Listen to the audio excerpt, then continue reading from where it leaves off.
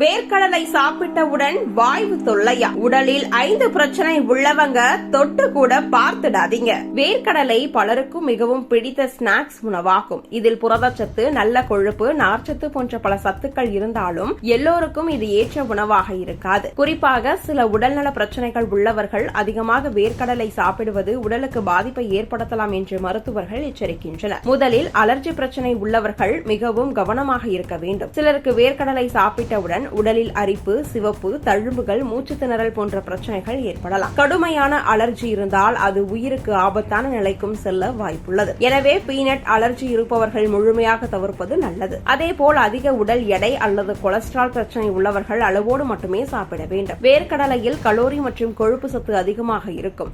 அதிகமாக சாப்பிட்டால் உடல் எடை வேகமாக அதிகரிக்கலாம். குறிப்பாக எண்ணெயில் வறுத்த வேர்க்கடலை அடிக்கடி சாப்பிடுவது இதய நலத்திற்கும் பாதிப்பை ஏற்படுத்தலாம். செரிமான பிரச்சனை உள்ளவர்களும் கவனமாக இருக்க வேண்டும். சிலருக்கு வேர்க்கடலை சாப்பிட்ட பிறகு வயிற்று உப்பசம், வாயு தொல்லை, அஜீரணம் போன்ற பிரச்சனைகள் ஏற்படலாம். ஏற்கனவே குடல் சம்பந்தப்பட்ட பிரச்சனை இருந்தால் இது மேலும் சிரமத்தை அதிகரிக்கக்கூடும். சிறுநீரக பிரச்சனை உள்ளவர்கள் மருத்துவரின் ஆலோசனையுடன் மட்டுமே வேர்க்கடலை சாப்பிட வேண்டும். இதில் பொட்டாசியம் மற்றும் பாஸ்பரஸ் சத்து இருக்கும். சிறுநீரக செயல்பாடு குறைந்தவர்களுக்கு இவை உடலில் அதிகரித்தால் உடல்நல பாதிப்பை ஏற்படுத்தலாம் என்று நிபுணர்கள் கூறுகின்றனர். மேலும் தோல் பிரச்சனை அல்லது முகப்பொரு அதிகமாக இருக்கும் சிலருக்கும் வேர்க்கடலை ஒத்துக்கொள்ளாமல் இருக்கலாம். குறிப்பாக அதிக எண்ணெயில் வறுத்த அல்லது மசாலா சேர்க்கப்பட்ட வேர்க்கடலை சிலருக்கு உடல் சூட்டை அதிகரித்து தோல் பிரச்சனைகளை தூண்டக்கூடும். வேர்க்கடலை ஒரு சத்தான உணவாக இருந்தாலும் எல்லோருக்கும் அது பொருந்தும் என்று சொல்ல முடியாது. உடல்நிலை, அலர்ஜி, செரிமான திறன் போன்றவற்றை கருத்தில் கொண்டு அளவாக சாப்பிடுவது மிகவும் முக்கியம். ஏற்கனவே உடல்நல பிரச்சனைகள் இருப்பவர்கள் மருத்துவரின் ஆலோசனையுடன் எடுத்துக் கொள்வது பாதுகாப்பானது.